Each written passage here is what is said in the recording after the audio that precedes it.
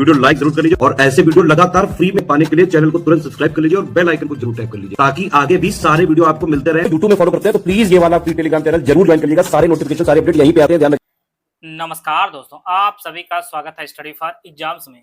दोस्तों, topic wise current affair का हम लोग क्विक रिवीजन कर रहे हैं। उसी कड़ी को आगे बढ़ाते हैं आज हम लोग कुछ और टॉपिक का क्विक रिवीजन करेंगे। तो सबसे पहले हम लोग देखते हैं भारत के रामसर साइट के बारे में। वर्तमान में भारत में रामसर साइटों की संख्या की बात की जाए तो भारत में अब जो है टोटल 99 रामसर साइट हो चुकी है। यह जो है आज 16 मई है, इसके डेट के अनुसार तो टोटल जो है 99 रामसर साइट भारत में हो चुकी है। और सर्वाधिक रामसर साइट की बात की जाए तो तमिलनाडु में सबसे अधिक रामसर साइट है, टोटल 20 हैं। इसके बाद अपना उत्तर प्रदेश आता है दूसरे स्थान पर, और उत्तर प्रदेश में टोटल जो है 12 रामसर साइट है। और 12वां जो आपका जो रामसर साइट बनी है वह शेखा पक्षी अभ्यारण्य जो है ये अलीगढ़ में स्थित है, और यह उत्तर प्रदेश का जो है 12वां बना है और भारत का 99वां बना है। भारत का जो रामसर साइट पहली बनी थी, एक साथ 2 बनी थी। चिल्का झील जो उड़ीसा में स्थित और केवलादेव राष्ट्रीय उद्यान जो है यह दोनों जो है साथ में बने थे, और यह आपका राजस्थान में स्थित है। सबसे बड़ा जो रामसर साइट है यह सुंदरवन वेटलैंड, यह पश्चिम बंगाल में है, पश्चिम बंगाल में। और सबसे छोटा जो आपका है ये रेणुका वेटलैंड, ये आपके हिमाचल प्रदेश में स्थित है। सबसे बड़ा सुंदरवन वेटलैंड यह पश्चिम बंगाल में, और हिमाचल प्रदेश में रेणुका वेटलैंड सबसे छोटा है। पहला कृत्रिम स्थल जो आपका हरिके बैराज है, और प्रत्येक वर्ष जो है विश्व आर्द्रभूमि दिवस जो मनाया जाता है यह 2 फरवरी को मनाया जाता है। और इसका जो पहला सम्मेलन आयोजित किया गया था रामसर साइट के लिए वो 2 फरवरी 1971 में किया गया था। ईरान का एक रामसर शहर है वहां पर किया गया था, और यही कारण 2 फरवरी को प्रत्येक वर्ष जो है यह विश्व आर्द्रभूमि दिवस मनाया जाता है। और भारत जो है इससे 2 फरवरी 1982 को जुड़ा है। तो वर्तमान भारत में जो रामसर साइट की बात की जाए तो 99 है, उत्तर प्रदेश में 12 है। सबसे अधिक रामसर साइट वाला जो राज्य आपका तमिलनाडु जिसमें 20 है, और उत्तर प्रदेश में 12 है। हाल ही में कुछ रामसर साइट जो बनी है उनमें आपका शेखा पक्षी अभ्यारण्य आपका 99वां भारत का, और ये आपको उत्तर प्रदेश अलीगढ़ में बेहद इंपॉर्टेंट है, इसको आप लोग नोट कर लीजिएगा। छारी ढाण वेटलैंड आपका कच्छ गुजरात में है। पटना पक्षी अभ्यारण्य एटा जिला यह भी आपका जो है उत्तर प्रदेश में स्थित है। सिली सेरह झील यह अलवर राजस्थान में है। कोपरा जलाशय बिलासपुर छत्तीसगढ़ में। गोगा बिल झील कटिहार बिहार में है। गोकुल जलाशय बक्सर जिला बिहार में है। उदयपुर झील पश्चिम चंपारण यह बिहार में, और खींचन वेटलैंड साइट जो है यह भी आपका राजस्थान में है। और मेनार वेटलैंड कॉम्प्लेक्स जो आपका यह भी आपका राजस्थान में है। तो यह कुछ हाल ही में रामसर साइट जो बनी है उनको हम लोग देख लिए हैं। अगला हम लोग देखेंगे भारतीय अंतरिक्ष अनुसंधान के जो है जो हाल में मिशन स्थापित हुए हैं उसके बारे में देखेंगे। पहला जो आपका EOS N1 मिशन, इसे जो है PSLV C62 से जो इसे प्रक्षेपित किया गया है 12 जनवरी 2026 को। यह जो है new space India limited NSIL का जो है पूर्णतः व्यावसायिक जो है मिशन था। इसका मुख्य उद्देश्य जो है EOS N1 नामक अर्थ ऑर्बिटेशन सैटेलाइट जो पृथ्वी अवलोकन उपग्रह को जो है सूर्य तुल्यकालिक कक्षा सन सिनोक्रोनस ऑर्बिट में जो स्थापित करना था। इसके साथ ही भारत और विदेशों के 15 अन्य छोटे सह यात्री उपग्रह को पैसेंजर सैटेलाइट भी जो है भेजे गए थे, जिसमें स्पेनिश स्टार्टअप का जो है KID कैप्सूल एक री एंटी टेक्नोलॉजी डिमोन्स्ट्रेटर भी जो है शामिल था। और स्थिति जो है यह मिशन तकनीकी खराबी के कारण जो है यह असफल रहा। तो इसे जो है प्रक्षेपित किया गया था PSLV C62 से 12 जनवरी 2026 से, और यह मिशन था न्यू स्पेस इंडिया लिमिटेड का। अगला आपका है LVM M3 से प्रक्षेपित किया गया था CMS-03 मिशन 2 नवंबर 2025 को। इसे जो है LVM M3 जिसे M3 M5 जिसे भारत का जो सबसे भारी रॉकेट के नाम से भी जाना जाता है, यह इसरो का एक महत्वपूर्ण संचार उपग्रह कम्युनिकेशन सैटेलाइट था। और CMS-03 उपग्रह को जो है भारत के मुख्य भूमि और द्वीपीय क्षेत्रों की टेली कम्युनिकेशन, टेलीविजन ब्रॉडकास्टिंग और आपदा प्रबंधन सहायता को और मजबूत करने के लिए जो है तैयार किया गया था। तो यह जो आपका CMS-03 मिशन है और इसे प्रक्षेपित किया गया था LVM M3 M5 से जो है प्रक्षेपित किया गया था, जिसे हमने भारत का सबसे भारी रॉकेट भी है। अगला आपका निसार उपग्रह है। इसे जो है इसरो और नासा का संयुक्त मिशन आपका निसार, इसे 30 जुलाई 2025 को प्रक्षेपित किया गया था GSLV F16 से। निसार का जो full form NASA ISRO synthetic aperture radar इसका फुल फॉर्म है। नासा और इसरो का पहला जो है बड़ा संयुक्त पृथ्वी अवलोकन मिशन है आपका निसार। यह उपग्रह 2 अलग अलग रडार फ्रीक्वेंसी L बैंड और S बैंड का जो उपयोग करता है। इसका काम पृथ्वी की सतह पर जो होने वाले सूक्ष्म बदलाव, जैसे आपका ग्लेशियर का पिघलना, भूकंप, सुनामी के बाद जमीन का खिसकना, जंगलों का कटना की जो है हाई रेजोल्यूशन मैपिंग करना है। तो यह जो निसार मिशन है, ये इसरो और संयुक्त नासा का जो है संयुक्त मिशन है, बेहद इंपॉर्टेंट है, इसको आप लोग नोट कर लीजिएगा। अगला आपका है एक्सियोम 4 मिशन। इसे जो है स्पेसएक्स फाल्कन 9 से जो प्रक्षेपित किया गया था 25 जून 2025 को। यह इसरो का सीधे तौर पर खुद का लॉन्च नहीं था, बल्कि जो है भारत के गगनयान कार्यक्रम की तैयारियों का जो है एक हिस्सा था। और इस मिशन के तहत भारतीय अंतरिक्ष यात्री गगन यात्री कैप्टन शुभांशु शुक्ला, यह जो आपके लखनऊ के हैं, बेहद बेहद नोट कर लीजिएगा, परीक्षा दृष्टि से बेहद इंपॉर्टेंट है। अंतर्राष्ट्रीय इस अंतरिक्ष स्टेशन आईएसएस गए थे और वहां रहकर उन्होंने कई माइक्रोग्रेविटी भारीनता से जुड़े प्रयोग किए, जिससे भारत को अपने आगामी मानव मिशन गगनयान के प्रोटोकॉल और ट्रेनिंग में जो है काफी मदद मिलेगी। तो यह जो है एक्सियोम 4 मिशन में जो है भारत के ग्रुप कैप्टन शुभांशु शुक्ला इसमें हिस्सा रहे थे और इसे जो है स्पेसएक्स फाल्कन 9 से जो प्रक्षेपित किया गया था। अगला आपका है EOS 09 मिशन। इसे जो है PSLV C61 से प्रक्षेपित किया गया था और इसे लॉन्च किया गया था 18 मई 2025 को। यह इसरो का 101वां मिशन बनने जा रहा था।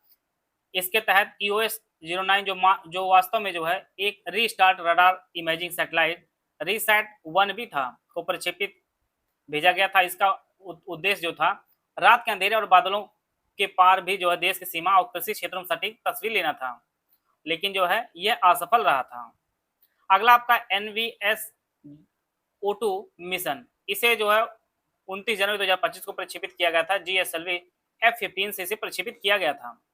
श्रीहरिकोटा से उड़ान भरने वाला यह इसरो का ऐतिहासिक 100वां मिशन था। NVS-02 भारत की अपनी जीपीएस प्रणाली यानी नेविगेशन विद इंडियन कॉन्स्टलेशन की जो है दूसरी पीढ़ी सेकंड जनरेशन का जो है नेविगेशन उपग्रह है। इसमें स्वदेशी रूबिडियम परमाणु घड़ी का उपयोग किया गया था, जो भारत की सटीक नेविगेशन और समय की जानकारी देता है। इसको आप लोग विशेष रूप से ध्यान देंगे, यह नेविक जो है यह नेविगेशन है, जैसे आपका गूगल मैप है उसी प्रकार से अपना भारत का जो है ये नेविक है। अगला आपका है स्पेडेक्स मिशन। इसे जो है 30 दिसंबर 2024 को प्रक्षेपित किया गया था PSLV C60 से। स्पेडेक्स जो है स्पेस डॉकिंग एक्सपेरिमेंट भारत का एक क्रांतिकारी मिशन था। इसके तहत दो छोटे सैटेलाइट स्पेडेक्स ए और स्पेडेक्स बी को जो है अंतरिक्ष भेजा गया था, जिन्होंने आपस में जुड़ने जिसे डॉकिंग कहा जाता है और अलग होने अनडॉकिंग का सफल प्रयोग किया गया था। यह तकनीकी भारत के आगामी खुद के अंतरिक्ष स्टेशन, इंडियन स्पेस स्टेशन और चांद से सैंपल वापस लाने वाले मिशनों के लिए बेहद जरूरी है। इसके साथ चौथे चरण में जो है POEM-4 पेलोड भी भेजा गया था। तो स्पेडेक्स मिशन जो को प्रक्षेपित किया गया था PSLV C16 से। अगला आपका प्रोबा 3 मिशन। इसे 5 दिसंबर 2024 को प्रक्षेपित किया गया था PSLV C59 से। यह यूरोपीय स्पेस एजेंसी ESA का जो है बेहद जटिल मिशन था, जिसे इसरो के PSLV रॉकेट ने जो है लॉन्च किया गया। इसमें दो सैटेलाइट, एक आपका कोरोनाग्राफ और ऑक्यूल्टर शामिल था, जो अंतरिक्ष में एक दूसरे से ठीक 150 मीटर की दूरी पर बिल्कुल सटीक तालमेल के साथ जो है उड़ते हैं। ये दोनों मिलकर जो है सूर्य की बाहरी परत कोरोना का अध्ययन कर रहे हैं, जिससे सूर्य से उठने वाले सौर तूफानों को जो है समझा जा सकेगा। तो प्रोबा 3 जो है 5 दिसंबर 2024 को प्रक्षेपित किया गया था PSLV C59 से। अगला आपका है GSAT-20 मिशन। इसे भी SpaceX फाल्कन 9 से प्रक्षेपित किया गया था 29 नवंबर 2024 को। यह उपग्रह लगभग 4700 किलोग्राम भारत का सबसे भारी रॉकेट LVM-3 की क्षमता से भी ज्यादा वजनी था, इसलिए इसरो की व्यापारिक शाखा NSIL ने इसे एलन मस्क कंपनी स्पेसएक्स के फाल्कन 9 रॉकेट से लॉन्च करवाया था। GSAT-20 जो है एक उच्च क्षमता वाला संचार उपग्रह है, जो पूरे भारत, विशेष रूप से दूर दराज के क्षेत्रों, उड़ानों के दौरान हवाई जहाजों में हाई स्पीड ब्रॉडबैंड इंटरनेट सेवा प्रदान करता है। तो यह जो है GSAT-20 मिशन को जो है स्पेसएक्स फाल्कन 9 से प्रक्षेपित किया गया था। EOS 08 mission. इसे जो है 16 अगस्त 2024 को प्रक्षेपित किया गया था SSLV D3 और यह जो है इसरो का जो है छोटा रॉकेट है और SSLV का full form small satellite launch vehicle है। यह इसरो के सबसे नए और छोटे रॉकेट SSLV की तीसरी और अंतिम विकासात्मक उड़ान थी, जो पूरी तरह सफल रही और इसके जरिए EOS 08 अर्थ ऑर्बिटेशन सैटेलाइट को अंतरिक्ष में भेजा गया।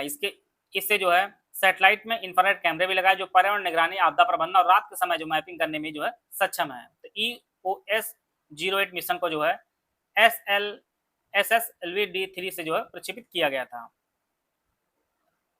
अगला आपका इनसाइट 3DS मिशन, यह भी बेहद इंपॉर्टेंट है, इसको आप लोग नोट कर लीजिएगा। यह जो 17 फरवरी 2024 को लॉन्च किया गया था GSLV F-14 से। यह भारत का एक आधुनिक मौसम विज्ञान उपग्रह है। इसका मुख्य काम जो है मौसम की जो है सटीक पूर्वानुमान लगाना, चक्रवातों की पहले से चेतावनी देना और समुद्र की सतह के तापमान की निगरानी करना। इसे भारत के मौसम विज्ञान विभाग IMD की सेवाओं को बेहतर बनाने के लिए डिजाइन किया गया है। इनसाइट 3DS मिशन जिसे GSLV F-14 से प्रक्षेपित किया गया है। आगे आपका इसरो के कुछ आगामी मिशन है जहां से प्रश्न आपकी परीक्षा में बेहद इंपॉर्टेंट है, लेखपाल वाली और आपके जो है जितने भी यूपी ट्रिपल परीक्षा, चाहे आपकी लोअर होने वाली हो, चाहे आपका विधान भवन रक्षक परीक्षा, सब में यहाँ पे कॉमन जो सिलेबस है साइंस एंड टेक्नोलॉजी के, उसमें करंट भी पूछे जाएगा और स्टैटिक से भी प्रश्न पूछना है। भारतीय अंतरिक्ष स्टेशन BAS, यह भारत का अपना स्पेस स्टेशन होगा जिसे पूरी तरह स्वदेशी तकनीक से बनाया जा रहा है। पहला चरण जो इसे पहला मॉड्यूल जो है 2028 तक लॉन्च किया जाएगा और पूरा स्टेशन जो है 2035 तक बनाने का लक्ष्य है आपका। यह बेहद ही डेट नोट कर लीजिए आप, 2028 तक पहला मॉड्यूल लॉन्च किया जाएगा, बनेगा फाइनल जो है 2035 तक। कक्षा जो होगी यह पृथ्वी से लगभग 400 से 450 किलोमीटर ऊपर जो है लो अर्थ ऑर्बिट LEO में जो स्थापित होगा। शुरुआत में भारतीय अंतरिक्ष यात्री 15 से 20 दिनों तक रह सकेंगे और इसका जो मुख्य उद्देश्य है वो माइक्रोग्रेविटी शून्य गुरुत्वाकर्षण में वैज्ञानिक प्रयोग करना, अंतरिक्ष में मानव अस्तित्व को लंबे समय तक बनाए रखने की तकनीक जो विकसित करना और भविष्य के मानवयुक्त चंद्रमा मिशनों की जो है नींव रखना इसका मुख्य उद्देश्य है। यह जो है भारतीय अंतरिक्ष स्टेशन बनेगा, फाइनल बनेगा 2035 में, लेकिन पहला जो मॉड्यूल लॉन्च किया जाएगा वो 2028 में लॉन्च किया जाएगा। अगला आपका चंद्रयान-4। चंद्रयान-3 की ऐतिहासिक सफलता के बाद इसरो का जो अगला सबसे महत्वाकांक्षी जो मिशन है वो आपका चंद्र मिशन 4 आपका है, जिससे लूनर सैंपल रिटर्न मिशन भी कहा जा रहा है और इसे 2028 तक जो इसे लॉन्च करने की योजना बनाई गई है। इसका जो मुख्य उद्देश्य है यह चंद्रमा के दक्षिणी ध्रुव 84 डिग्री से जो है 86 डिग्री दक्षिणी अक्षांश पर सॉफ्ट लैंडिंग कराना है और वहां से मिट्टी और चट्टानों के जो है सैंपल लगभग 2 से 3 किलोग्राम रेगुलित इकट्ठा करना और उन्हें सुरक्षित रूप से जो है पृथ्वी पर वापस लाना इसका मुख्य उद्देश्य है। और यह जटिल मिशन को पूरा करने के लिए इसरो ने 2 अलग-अलग LVM-3 रॉकेट्स का उपयोग करेगा और इसमें कुल 5 मॉड्यूल शामिल होंगे जो अंतरिक्ष में ही आपस में जुड़ेंगे। जुड़ने को आप जानते हैं डॉकिंग किया जाता है, अलग होने को आपको अनडॉकिंग कहा जाता है। अगला आपका LUPEX mission, lunar polar exploration mission, यह चंद्रमा 5 के नाम से भी जाना जा रहा है। यह भारत और जापान के अंतरिक्ष एजेंसियों का एक जो है महागठबंधन है। डायरेक्ट परीक्षा पूछेगा कि लूपेक्स मिशन में कौन कौन से अंतरिक्ष एजेंसी शामिल है, तो उसमें आपकी भारत और जापान की जो अंतरिक्ष एजेंसी है वह शामिल है। इसमें भारत तरफ से इसरो है और जापान तरफ से आपकी जाक्सा जो है वह मिलकर आपस में काम कर रहे हैं। और इसमें जो है जापान की जाक्सा इस मिशन के लिए अपना अत्याधुनिक H3 रॉकेट और भारी भरकम लूनर रोवर दे रहा है, जबकि भारत जो है इसके लिए अपना लैंडर जो है विकसित कर रहा है। इसे 2028-29 में लॉन्च करने की योजना बनाई गई है और चंद्रमा के अस्थायी छाया वाले क्षेत्रों में जो है इसे उतरना मुख्य उद्देश्य है। और रोलर में एक विशेष ड्रिल होगी जो सतह से 1.5 मीटर अंदर जाकर पानी, बर्फ की गुणवत्ता और मात्रा की जांच करेगा और यह मिशन चंद्रमा पर 100 दिन से अधिक दिनों तक जो है काम करेगा। तो लूपेक्स मिशन ये जो भारत और जापान का संयुक्त मिशन है, इसमें जापान की जाक्सा और भारत की इसरो जो है अंतरिक्ष एजेंसियां मिलकर काम करेंगे। 2028-29 में से लॉन्च करने की योजना है।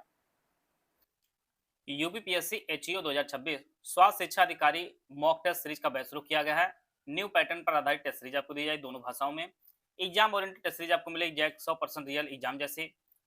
इसमें टोटल 10 टेस्ट दिए जाएंगे और इसमें आपको अनलिमिटेड एक्सेस आपको दिया जाएगा। इसकी जो वैलिडिटी होगी एग्जाम टेस्ट की वैलिडिटी होगी।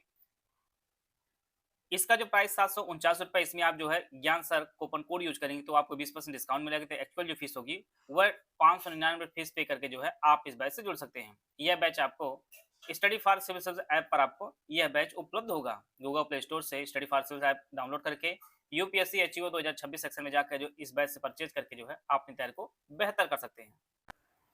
गगनयान, यह भारत का पहला मानवयुक्त अंतरिक्ष मिशन है।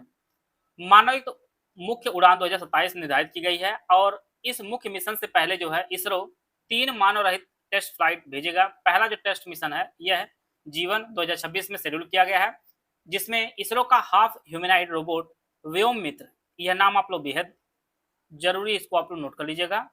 बेहद इंपॉर्टेंट है। अंतरिक्ष में जाकर जो सभी जो लाइफ सपोर्ट सिस्टम की जो है जांच करेगा। तो गगनयान लॉन्च होगा 2027 में। इससे पूर्व जो है 2026 में पहला टेस्ट मिशन भेजा जाएगा और इसमें हाफ ह्यूमैनॉइड रोबोट व्योममित्र को जो है पहले भेजा जाएगा। Shukrayaan 1 Venus orbiter mission VOM Mangalyaan की तर्ज पर यह शुक्र ग्रह के लिए भारत का पहला मिशन है, जिसे सरकार द्वारा आधिकारिक रूप से जो है मंजूरी और बजट मिल चुका है। इसे जो है इसरो लॉन्च के लिए तारीख निर्धारित कर चुका है।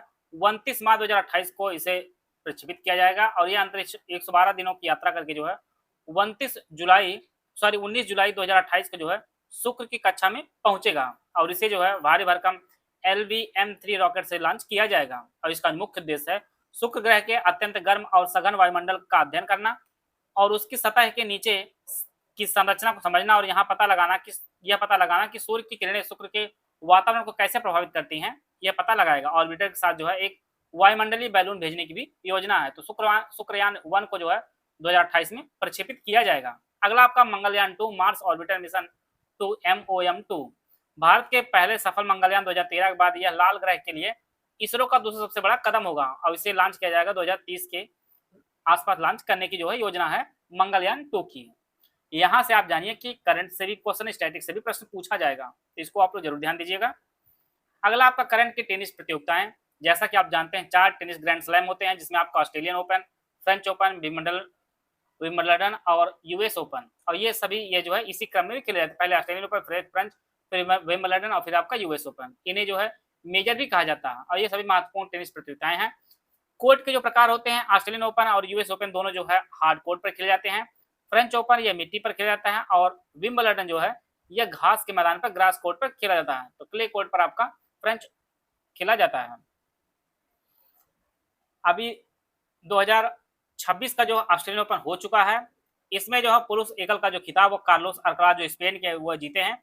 देश को भी आप लोग नोट कर लीजिएगा, स्पेन के कार्लोस अल्कराज पुरुष वर्ग में जीते हैं और उपविजेता जो रहे हैं फाइनल में वो नोवाक जोकोविच रहे हैं सर्बिया के।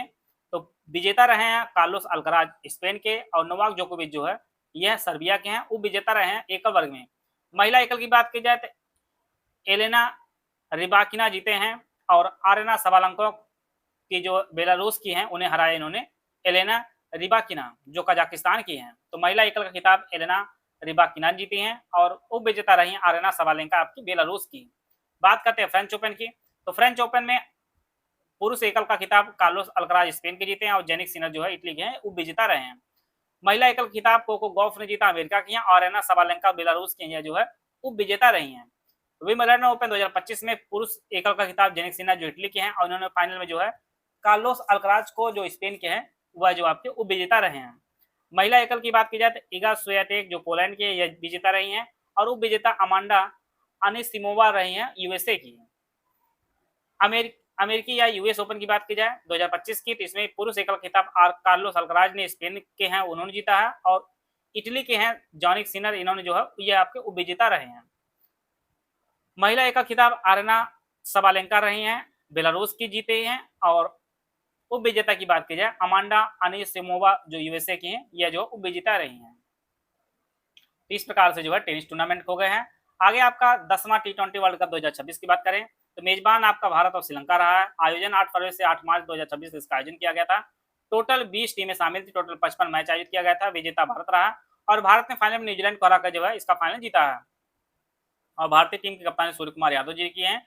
और प्लेयर ऑफ द टूर्नामेंट का जो खिताब है संजू सैमसन को दिया जाएगा। प्लेयर ऑफ द मैच का जो खिताब है जसप्रीत बुमराह की जो दिया गया।